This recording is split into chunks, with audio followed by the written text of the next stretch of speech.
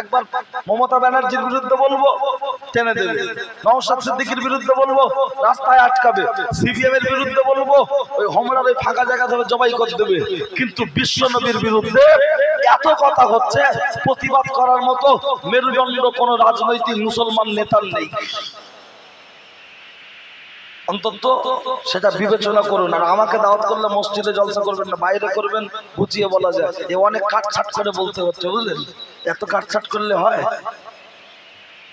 ও ছেলেরা, আমার জোয়ান যুবকেরা, ও আমার মুরব্বিয়ান বাপ, শুনে রেখে দেন, জেনে রেখে দেন। আমি আপনার বিষয়ে নাই নিবেদন করে বলছি, ওই ছেলেটি শিক্ষার জন্য ইমাম সাহেবের কাছে চলে গেল। গিয়ে বললেন, হুজুর আমি আপনার কাছে কোরআন শরীফটা শিখতে চাই। হুজুর বললেন, আলহামদুলিল্লাহ, আমি অত্যন্ত খুশি, বসো বসো বসো। হুজুরের কাছে থেকে ওই ছেলেটি বললেন, হুজুর আমি কোরআন শরীফ শিখবো, 5 ওয়াক্ত নামাজ পড়বো, আপনার সাথে ওঠা বসা করবো। হুজুর বললেন, ঠিক আছে। এমন করে জীবন যাপন চলতে চলতে কিতাবের মধ্যে এসেছে। কিন্তু মনে রাখুন, ও উপস্থিত জনমণ্ডলী, আমি সংক্ষেপ করে বলছি, আজকের আরো অন্য দুটো কথা বলবো, কারণ অনেক মুরব্বীরা বসে আছে, তাদের জন্য সামনে রেখে আরো অন্য দুটো কথা বলার প্রয়োজন।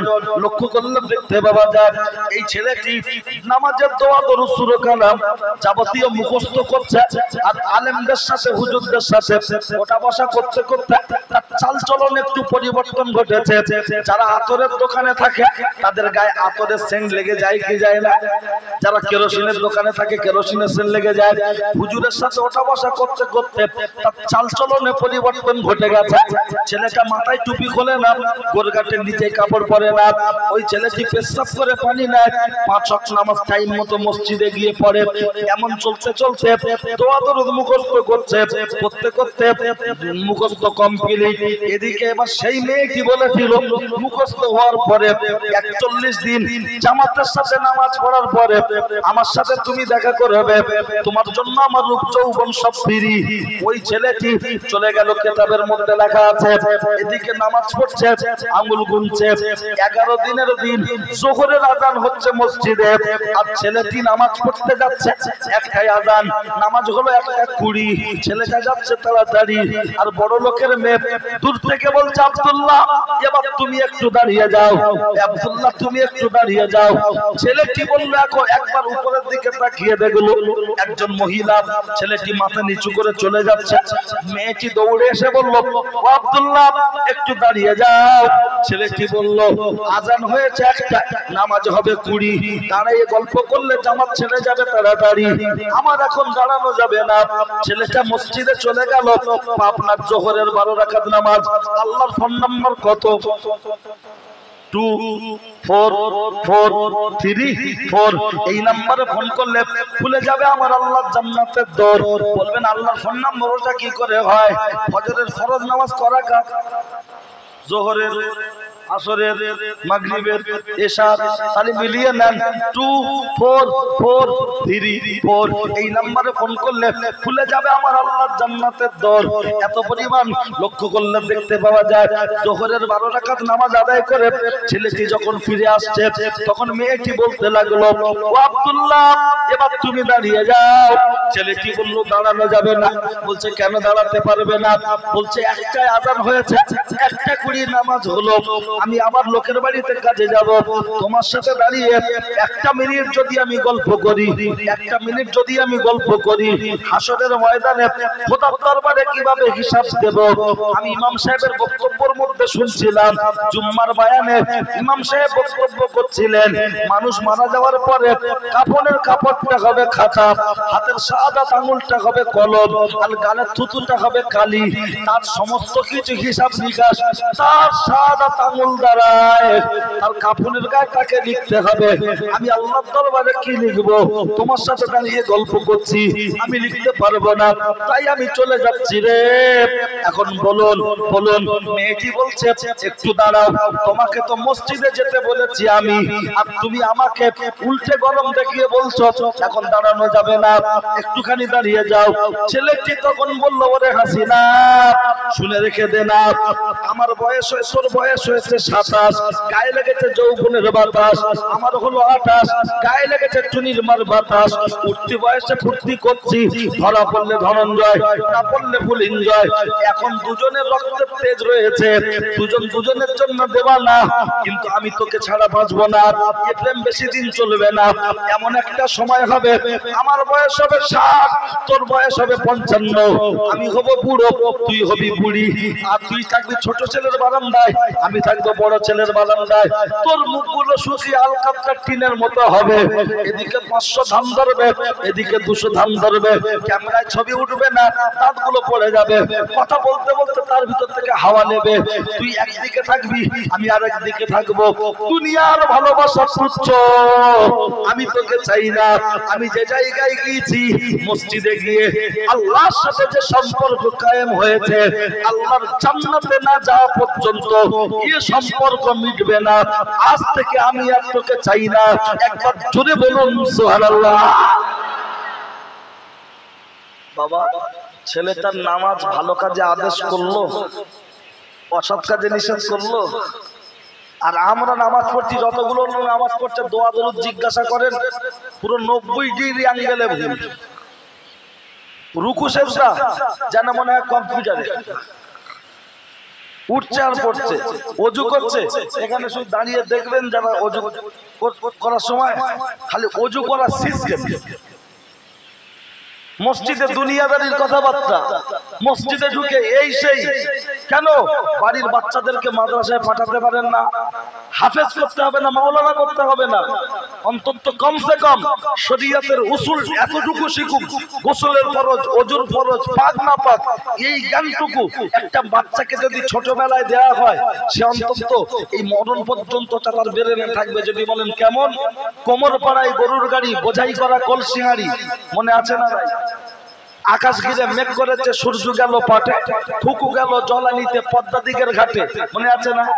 ছোটবেলার সেই কবিতা এখনো যদি মনে থাকে, আর বড় বয়সে যেটা পড়েছিলেন মনে নেই, কিন্তু ছোটবেলার পড়াটা মনে আছে।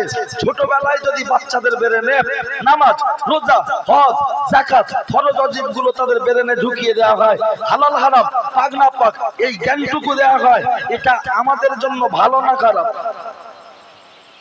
বছরে একবার করে আপনার ছেলেকে ইংলিশ মিডিয়ামে পড়ান, উচ্চ মাধ্যমিক পাস করুক, বিএ পাস করুক, ডব্লিউবিসিএস অফিসার হোক, ইসলাম বাধা দেয়। অবশ্যই তারা বড় জায়গায় যাক, হাই স্কুলে পড়ুক, কিন্তু মোমবাতির ভিতরে সুতো না থাকলে মোমবাতি যতই মোটা হোক সে মোমবাতি জ্বলতে পারে না।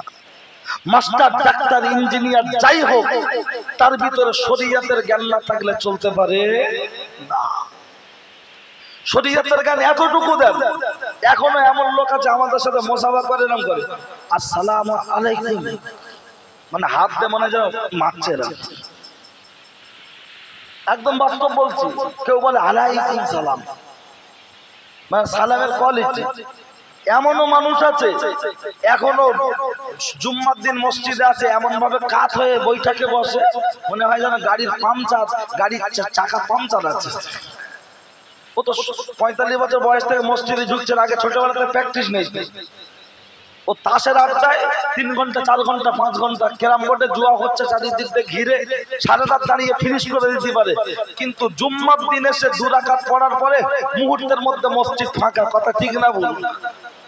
2 রাকাত। তো ও 2 রাকাত না পড়লে কি মসজিদ বন্ধ হয়ে যাবে? আসার কি দরকার?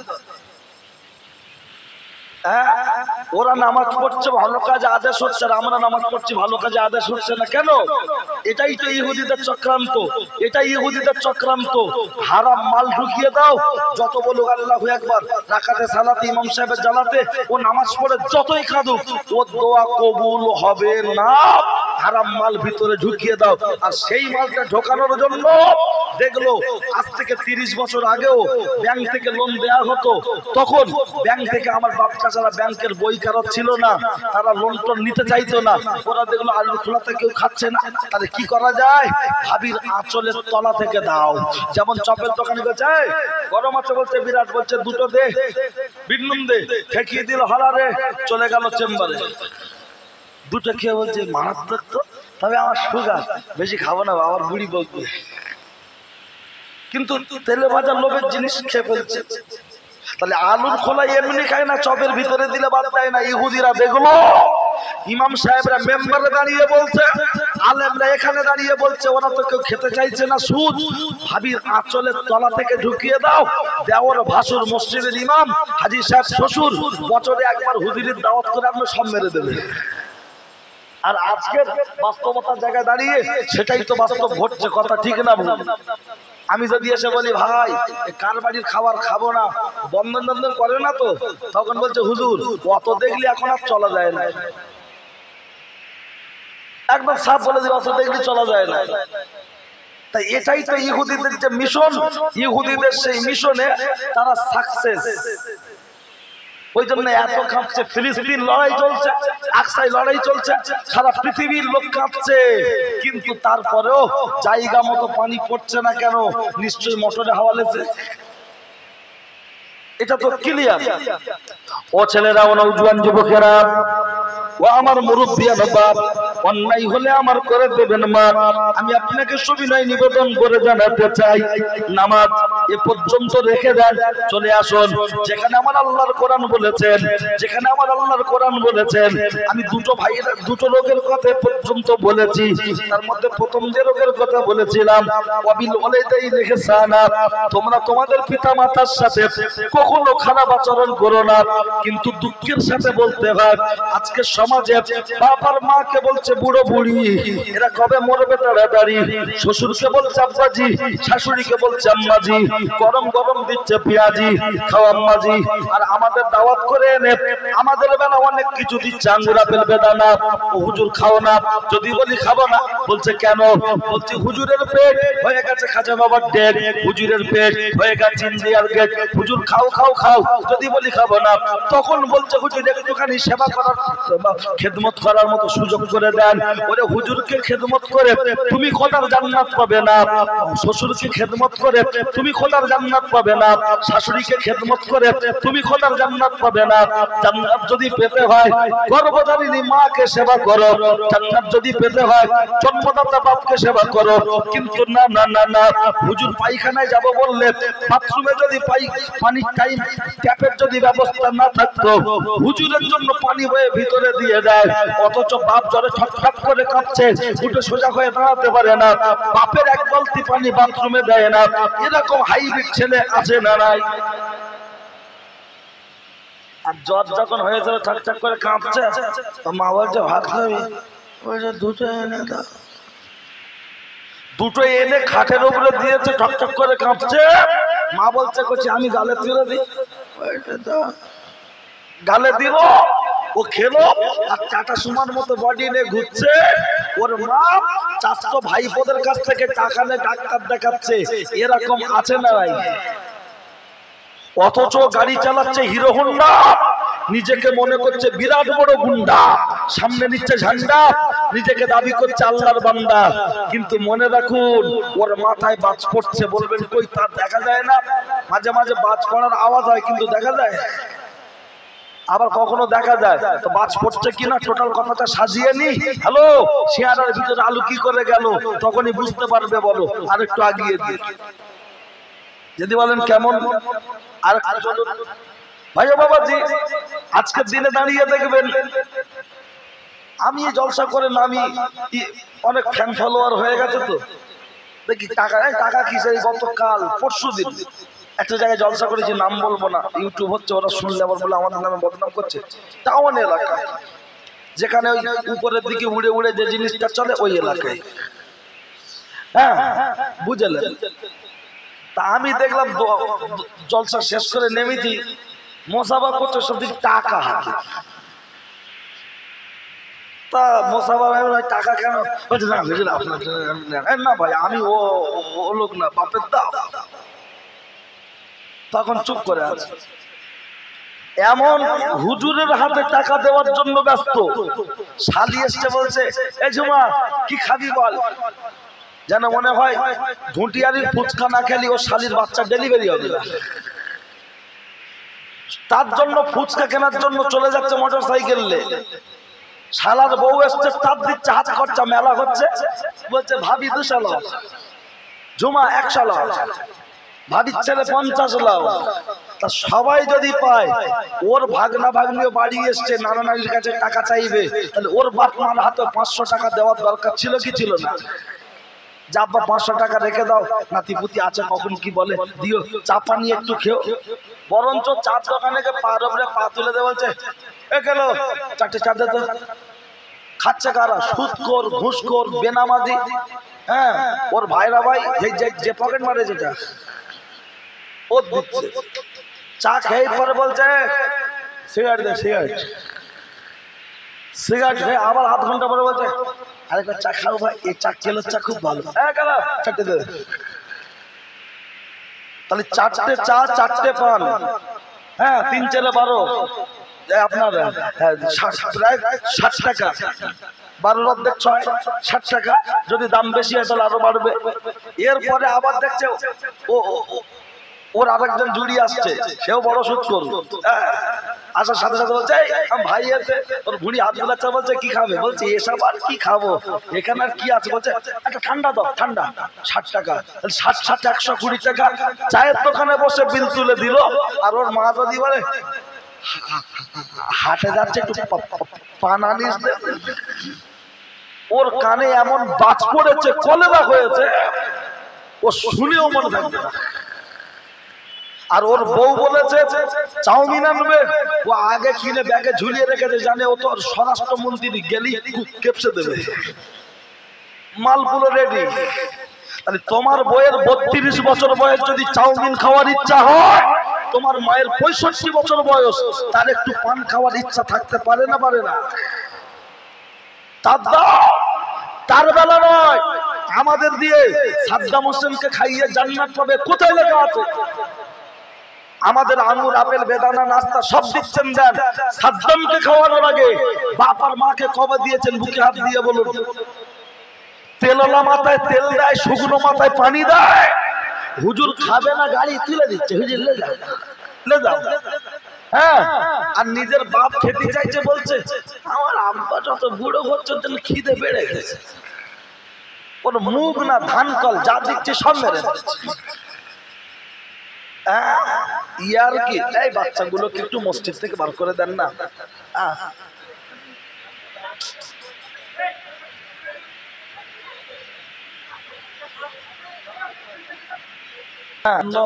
আজ রাখা যাবে না, ঠিক আছে?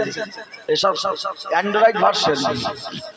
দেখেন একটুখানি বাচ্চা হাতে মোবাইল নিয়ে বলছে ঠাকুমার ঝুলি কার্টুন দাও, বলে না? এসব হলো সব অ্যান্ড্রয়েড ভার্সন। অন্তত দিচ্ছে, আমি ও কথা একটু যাচ্ছি। আর এখন এই বাচ্চারা যত মোবাইল দেখছে, ওদের ব্রেনের সমস্যা হবে, নার্ভের সমস্যা হবে। আর যুবক ছেলেরা যারা অতিরিক্ত মোবাইল ব্যবহার করছে, দেখবেন সব এখন ডাক্তারের সন্ধানে ঘুরছে। যারা অতিরিক্ত নেশাভান করে, যারা মোবাইল দেখছে, দেখবেন ওদের স্বামী স্ত্রী সবসময় অশান্তি। ঠিক আছে? কেন বুঝে না, সব সময় ডাইরেক্ট বলা যায় না। ঠিক আছে, মিটার ওর নামে আছে, হুক মারে অন্যজন চালাচ্ছে, কন্ডিশন তাই। ওর দাদু 70 বছর বয়স, এখন বে করবো বলছে, আর ওর বে করার কথা বললে ভয় করছে। বুঝতে পারছেন না? ও ছেলে এ কি করোনা হয়েছে, হাত দিয়ে দিচ্ছে। ও আর ঠিক করতে হবে না, এটাই চলবে। বেশি সজনের ডাটা বেশি ঘাটলে ঘেঁটে যাবে। ওই জন্য যা হয় ওপর ওপর থেকে হোক। চলুন আরেকবার তকবীর, না নেই তাকবীর। কি আলোচনা অসুবিধা লাগছে? তাহলে আরো একবার নড়ে চলে। অন্তত যে কটা লোক এদিক ওদিক আছে ওরা বুঝুক যে ওর বোনাইরা সব এখানে আছে। কিছু লোক দেখবেন হাঁড়ির কাছে শুধু পাক খাচ্ছে, মনে হয় যেন 3 বছর খায় না। তোর মুখটা একবার তো ঢুকিয়ে দিলে কি হয়, যে ঘুরে আয়। হ্যাঁ, আর একটু নড়ে চড়ে আল্লাহর নামে ধ্বনি, না নেই তাকবীর। এই মাঝে মাঝে আল্লাহু আকবার বললে মনের দিক দিয়ে ভালো লাগে না? দেখবেন আলাদা একটা জোশ আসে। হ্যাঁ, ও ছেলেরা, আমার উজ্জ্বল যুবকেরা, ও আমার মুরব্বিয়ান বাপ, অন্যায় হলে আমার করে দেবেন মাপ। বাড়ি তারকেশ্বর বাগ বাড়ি, কথাগুলো বলবো বাড়াবাড়ি, রাগ করবেন না তাড়াতাড়ি। আমি ছেলে আমজাদ, অত সহজে কাউকে দেব না বাদ। আমার নাম সাদ্দাম, আমার নেই কোনো দাম, কথাগুলো হবে টাইগার বাম, শুনলে আসবে অনেক কাম, দিতে পারবো না আপনাদের সময়ের দাম। আমি যে কথা বলছিলাম লক্ষ্য করলে দেখতে পাওয়া যায়, ও ছেলেরা, ও নওজোয়ান যুবকেরা, তাহলে যেখানে আমার আল্লাহর কোরআন জানিয়ে দিয়েছে তোমরা বাপ মার সাথে কখনো অসৎ আচরণ করো না, কিন্তু আজকের সময় দাঁড়িয়ে লক্ষ্য করলে দেখতে পাওয়া যায় এমন একটা সময়, এমন একটা পজিশনে বাপ মার সাথে সবচেয়ে জঘন্য ব্যবহার করছে, অথচ বিভিন্ন পীরের মাজারে গিয়ে জিয়ারত করতে যাচ্ছে। আমি হাতে না ধরে পা দুখানা জড়িয়ে ধরে বলবো, ও উপস্থিত জনমণ্ডলী, যারা বাপ মার সাথে খারাপ আচরণ করে ওদের জন্য দুনিয়ায় কোনো পীর থাকতে পারে না। দাদা হুজুর পীর নয়, গাজী বাবা পীর নয়, খাজা বাবা পীর নয়, গরিবের নামাজ পীর নয়, বসিরাট আল্লামা হুজুর পীর নয়। ওদের জন্য পীর হলো ইবলিস শয়তান। আর দ্বিতীয় নম্বর পীর হলো, আওয়াজ যখন দিন একটু বাড়ছে, 8-3 করেননি?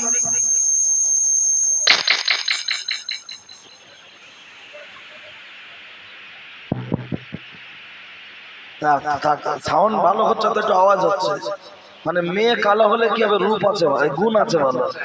ঠিক আছে, সাউন্ড সুন্দর। ও ছেলেরা, ও নওজোয়ান যুবকেরা, লক্ষ্য করলে দেখতে পাওয়া যায় আমি বুখারী শরীফের রিওয়ায়াত থেকে আপনার সামনে কথা উপস্থাপন করব। কোনো গল্প নয়, কিন্তু যাদের গলায় কণ্ঠস্বর ভালো, সুর দিয়ে গল্প করলেও মানুষ মনে করে ওয়াজ করছে, আর যাদের কণ্ঠস্বরটা একটু বসা বসা, তারা হাদিস কোরআনের কথা বললেও মানুষ মনে করে গল্প করছে। কিন্তু না না, শুনে রেখে দেন, জেনে রেখে দেন, আপনি নামাজ পড়ুন, রোজা করুন, তাসবিহ পড়ুন, এই দুনিয়ার বুকে যে পীরের মাজার জিয়ারত করুন না কেন, যে হুজুরের কাছে যান, বাপ মাই হলো সবচেয়ে বড় পীর। যারা বাপ মার সাথে খারাপ ব্যবহার করে ওদের জন্য দাদা হুজুর পীর নয়, 5 হুজুর পীর নয়, ওদের পীর হলো ইবলিস শয়তান। আর দ্বিতীয় নম্বর পীর হলো তার বাড়ির বউ, চিনতে পারে না কেউ।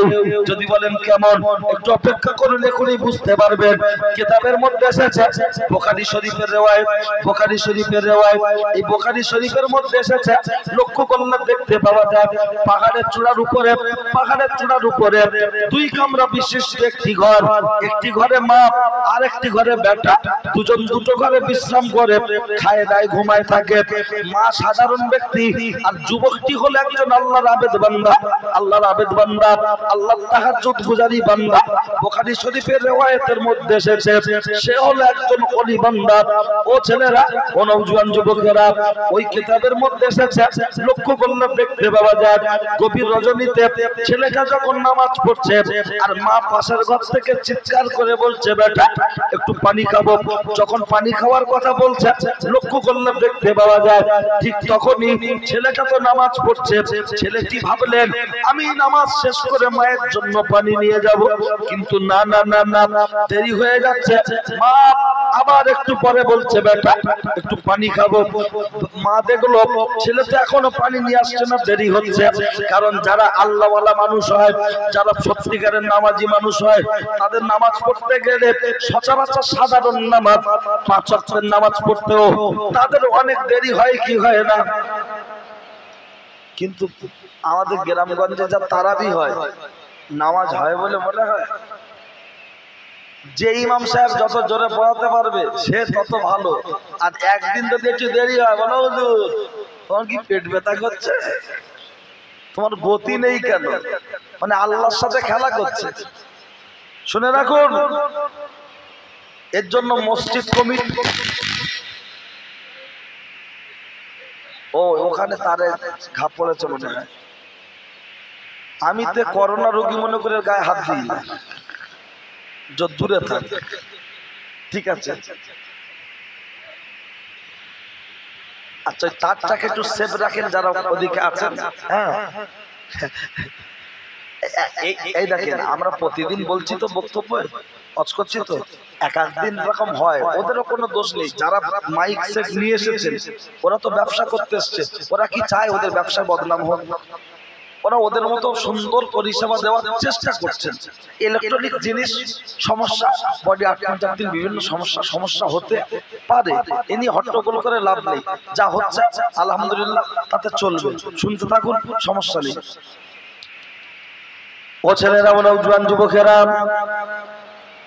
ও আমার মুরব্বিয়ান বাপ, অন্যায় হলে আমার করে দেবেন মাপ। এই বর্তমান যে তারাবি চলছে, ওই তারাবিতে চলবে না।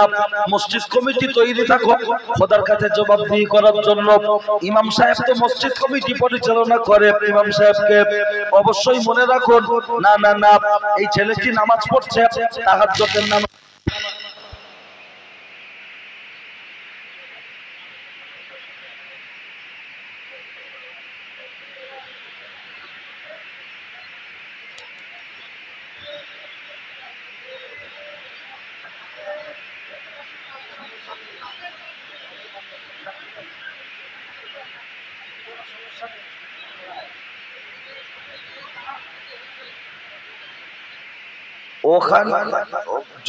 ওখানে হাত দিলে ডিস্টার্ব হচ্ছে, এখানে হাত দিলে ডিস্টার্ব হচ্ছে। ঠিক আছে, তা যা হয় হোক, চলছে তো। মাঝে মধ্যে আকাশটাকে ডাকুন না, ঠিক আছে? তা সমস্যা কি আছে? শোনেন কথা।